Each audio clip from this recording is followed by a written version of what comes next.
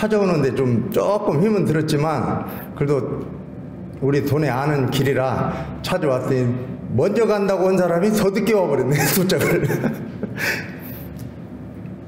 어찌됐든 만덕산 성지에 와서 교육 이전에 원장님이 좋은 성가가 있다며 선물이라는 성가를 가르쳐 줬어요. 그래서 거기서 열심히 배웠는데 아주 재미있게 배웠어요. 저만 쳐다보고 부르는 것 같아요, 원장님이.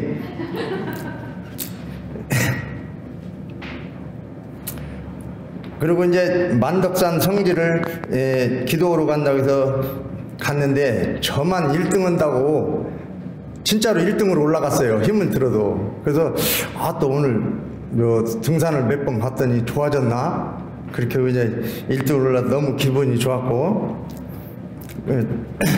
그 다음 날부터 이제 선물이라는 성가를 부르기 시작했어요.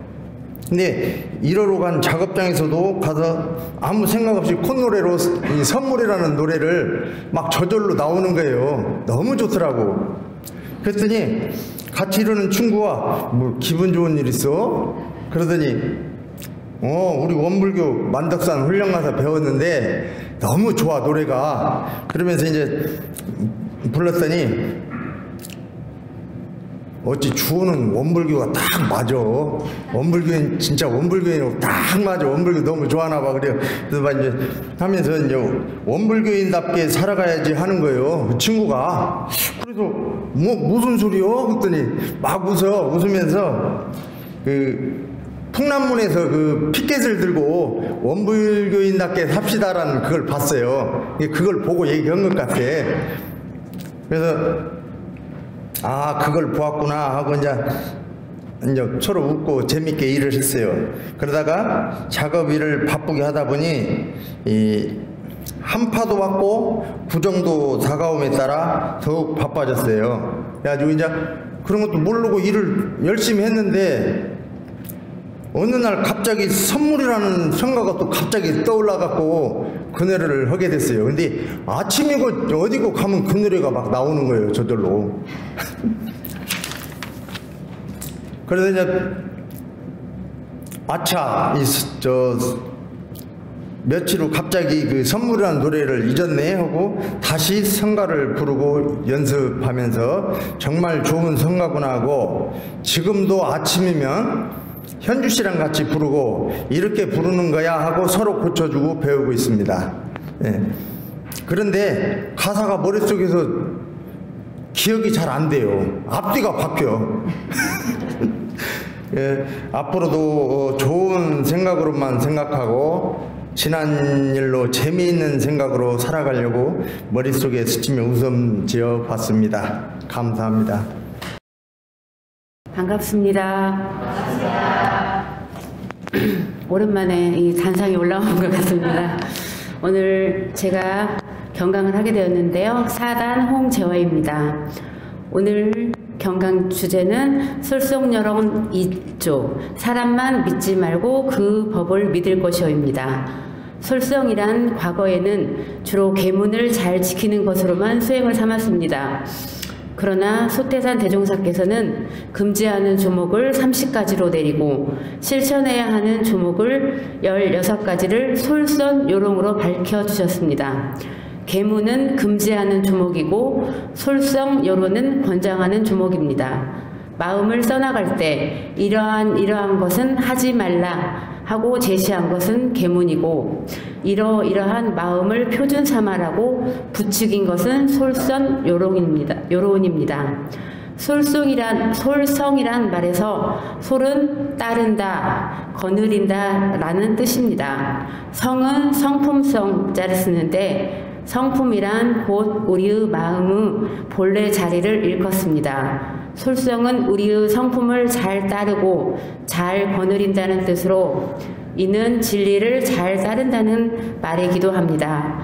마음을 쓸 때 우주 진리적 원리를 잘 따라서 쓴다는 것입니다. 그것은 닦아나가는 방법이 솔성 공부입니다. 솔성요론은 작업지사 과목입니다. 솔선요론 1조 사람만 믿지 말고 그 법을 믿을 것이오.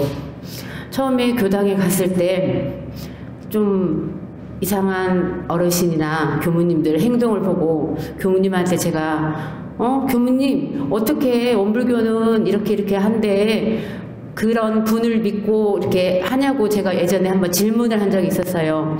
그랬더니 교무님이 항상 그때마다 해주신 말씀이 사람만 믿지 말고 그 법을 믿을 것이오라고 소태산 대종사님께서 말씀해 주셨다는 말씀을 했는데 이제 그런 뜻을 얘기를 하다가 저희 남편과도 며칠 전에 얘기를 했는데 아니 어떻게 사람을 안 믿고 그 법을 믿냐고 저희 남편이 말을 했어요.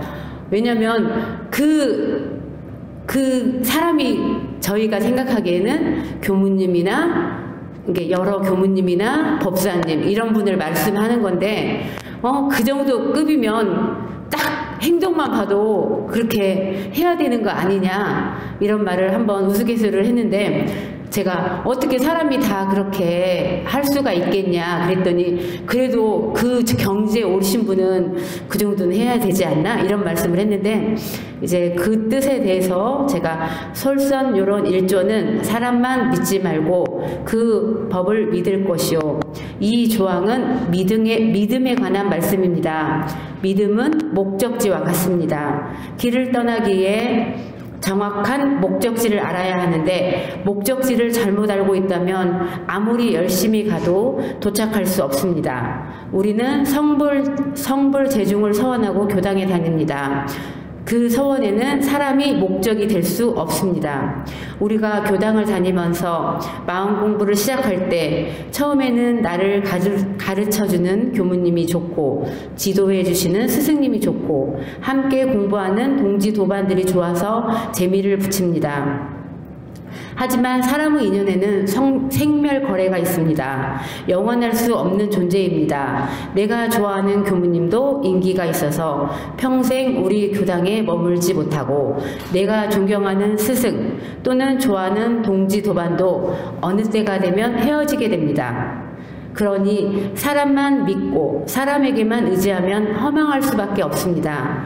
또 그 사람을 믿어야만 제도를 받을 수 있다고 한다면 그 사람을 직접 만나지 못한 사람은 제도의 인연조차 맺지 못합니다.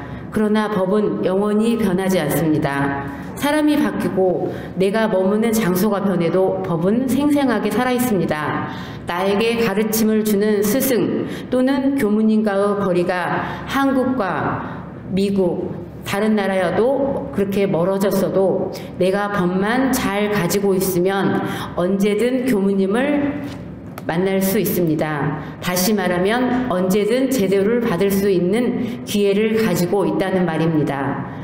그러기에 석가모니 부처님께서도 열반에 드실 때 제자에게 자등명, 법등명이라는 가르침을 내려주셨습니다. 이 이치는 일조와 같습니다.